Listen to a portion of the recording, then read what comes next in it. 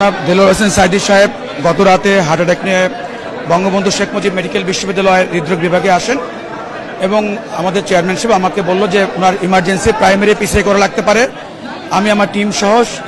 Primary পিসি অর্থাৎ ওনারকে stenting করার জন্য আসি, কিন্তু আমরা যখন রোগী পর্যবেক্ষণ করি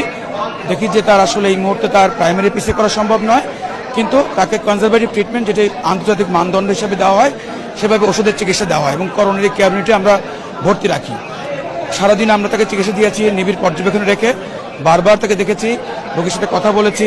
তার খাওয়া দাওয়ার থেকে শুরু করে সব কিছু আমরা ব্যবস্থা করেছি এবং আজকে সন্ধ্যা 6:45 হঠাৎ করে তিনি আবার কার্ডিয়াক অ্যারেস্ট ডেভেলপ করেন। আপনারা জেনে থাকবেন যে তার ইতিপূর্বে তার 5টি স্ট্যান্ডিং করা ছিল বিভিন্ন মেয়াদে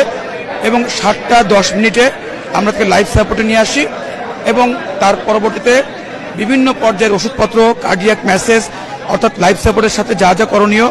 আমরা সমস্ত রোগীকে সারা বিশ্বব্যাপী যেই প্রোটোকল অনুযায়ী